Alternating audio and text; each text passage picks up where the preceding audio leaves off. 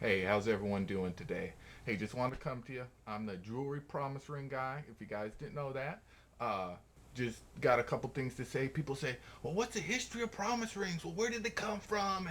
And how'd they get here? And why do I gotta buy one for my girl? Or why am I giving one? So if you're confused about promise rings, let me take you back a couple years. Let me take you back to Mark Anthony, courtesy of my little girl who doesn't know I'm using her toys. Uh, I'm gonna use some of her props. So here we go. Here's Mark Anthony. Hey guys, what's up? What's up, guys? All right.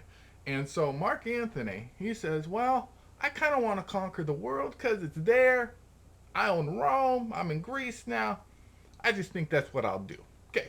So here's Mark Anthony. He goes down. Okay, I gotta go conquer Egypt. Oh. Well, what's so special about Egypt? Well, let me tell you this. Egypt is the earliest origins that we know about of rings. The Egyptians believe that the ring, and this is not a promise ring, but the ring, see, it has a never-ending circle, which is a never-ending circle of love, right? There's a doorway in between, which you go from the known, one side of the door, to the unknown. So when you put it on your finger, you're going from before to after. That's nice. Before the promise to after the promise, right? So let's continue on. So, okay, here we go. Here's Cleopatra. She's on down. Hey guys, what's going on? I love all of you. Okay, she's down in Egypt land. All right. So what happens is Mark Anthony says, well, Cleopatra's kind of cute. I mean, look at this face. Look at that face. She's kind of cute. Okay. So he heads on down. He gets on his steed. We got my steed here. Mark Anthony gets on.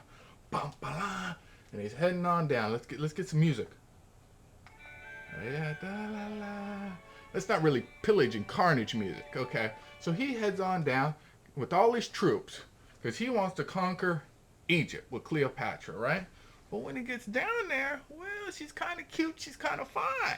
So what happens is they hook up, right? Okay. So down there, before that, Greece, and this was 332 BC, Greece did not have rings that they used. So when Mark Antony conquered Egypt and hooked up with Cleopatra, what do you think happened? Do you think Cleopatra wanted some bling on her finger? I think so.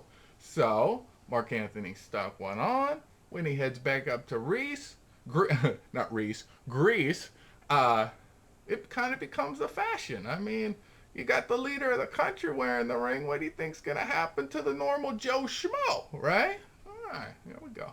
Anyways, so he heads on back to Greece, starts, showing off Cleopatra. Everyone sees she's wearing a ring and all this. And that's where rings got their start. They came from Egypt, moved up with Mark Antony, and were started being in the known world. And I just kind of wanted to give you guys a little history tidbit, how it kind of got up out of Egypt to, Rome, which is a known world. We're not really Rome anymore, but, things are a little more globalized. But you know what I mean. That's how they kind of got their start, kind of moved out, a little journey, how they got to us.